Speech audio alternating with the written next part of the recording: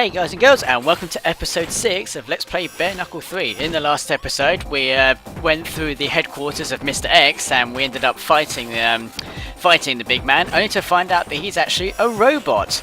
So, has that been the case the whole time? Is Mr. X a robot, or was that just a robot imposter and Mr. X is elsewhere?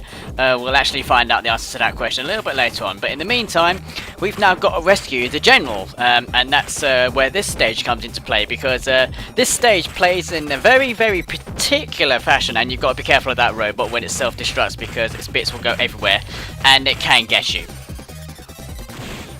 Just like that. Fuck, tried to jump that.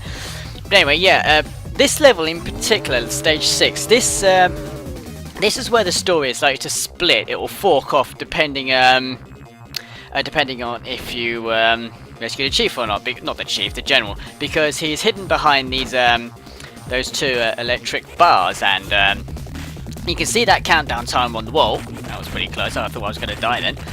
Or at least get electrocuted on the bars.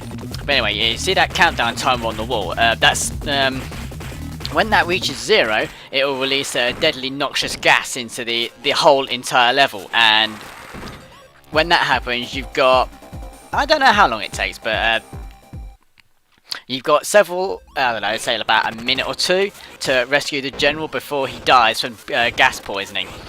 But obviously, to get past the electric barriers, what you've got to do is destroy these switchboards over here, humorously titled in the background "Switchboard." I don't quite know what's going on with there. I think that's just crazy Japanese shenanigans. Now, if you leave that grenade on the floor, something amusing may very well happen, because that'll blow up at some point. And if an enemy has to be standing on top of it, well, there we go. That happens. So what was I saying? Oh yeah, the electric barrier and the thing. If let's say if the general dies, which is actually what we're going to be doing in this particular episode, then the game goes off into the B scenarios. So that's what we're going to be happening in the next episode. And obviously, you're not going to get the good ending. You're actually going to get a bad ending, which is what I'm going to show you guys first. Let's see. There's not much else to do. Regarding this level, I mean, obviously, as you saw, there was a lift on the left-hand side of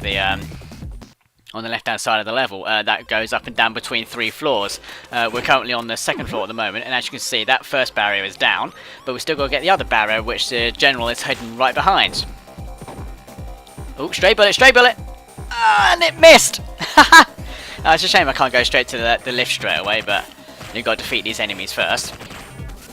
Anyway, as I was saying, what was I saying? Oh yeah, between the 2nd and the 1st floor, there are 3 rooms. And behind, oh, going the wrong way. Always do that sometimes. That made no sense. And it's always the same, the switchboard is always in the same room. It's always behind door number 2.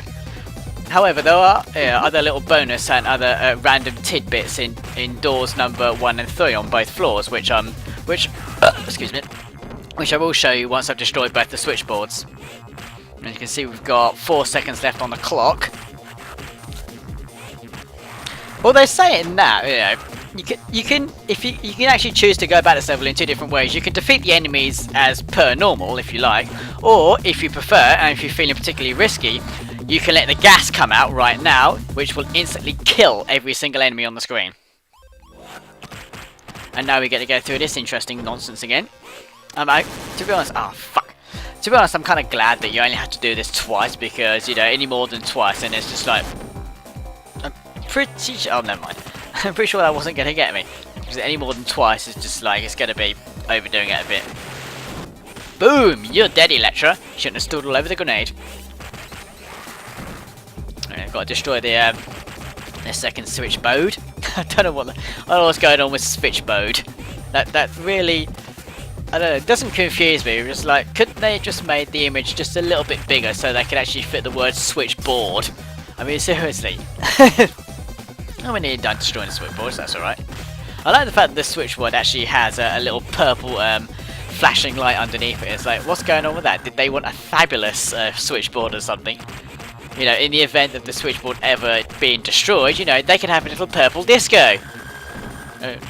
We got funky music to, you know, to fit the mood, even if it is just like the first level music being completely reused again. And believe me, guys and girls, this is not going to be the last time you hear the level 1 music. Right, let's get this tiger bloke over here. Die.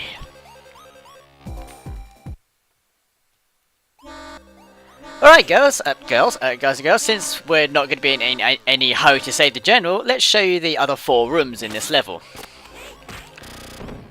Now, if I remember rightly, on the 2-player battle mode in this game, most of these rooms are actually arenas and stages for the 2P battle mode.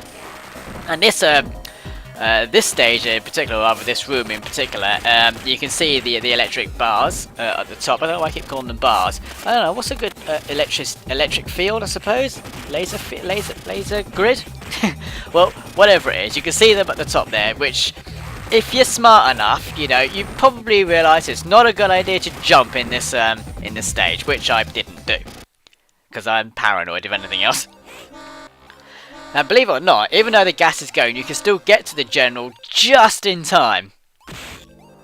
Ah, no, I like this stage. If you play your cards right, and because the fat blokes can't jump, the laser will actually cut them in half. Although, not literally, because that would just be too gruesome. So I try and use this to my advantage and get all the guys on the opposite side of the laser. I've got to wonder if that laser actually destroyed that grenade, or if that grenade just went off on its own, because that was just too much of a coincidence. There are times where I sometimes think the fat blokes get up a bit too slow. And of course, we all know that Ferdinand, Donovan and Garcia, they can jump, but only when they do their respective elbow drops. In fact, I don't think Fernand and Donovan actually do jump, and Zed, of course.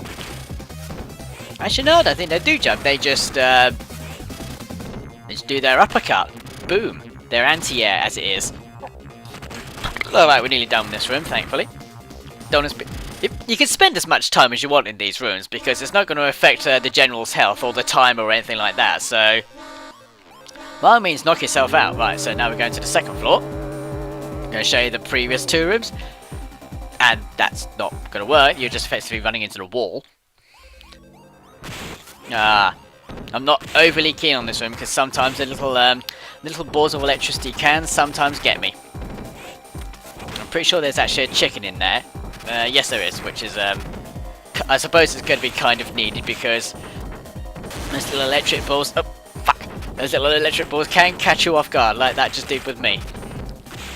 And of course, fighting the, fighting the robots doesn't kind of help either. What with their lasers and their self-destruct mechanisms. Yeah, you ain't getting me that time, and oh, fuck it! That one got me though. And of course, what with the robots jumping and everything, you know, it's just that the balls aren't always going to get them. But it don't matter, we got the room cleared. Now, if I remember rightly, the last door on the end is just going to be a simple bonus room with simple bonus boxes. Yeah, boy! Who's your daddy? Didn't need the health, but who cares? And I think there's much else left in here. Oh no, there's money down there. That's alright. Right, it's time to let the general die so that we can go to Route B. Come on, General, hurry up. I'm waiting! Right, there we go. I think it's rather macabre that you can actually watch the general die.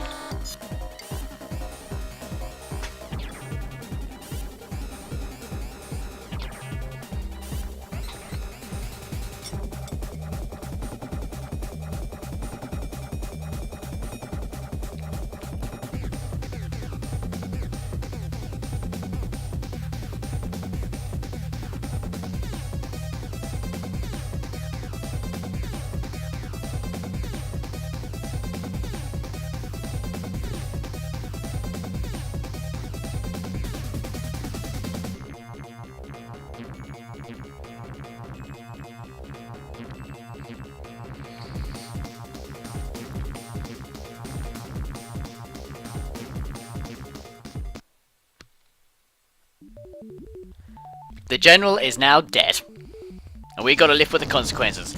But first, before we do all that, we've got to do stage 6's boss.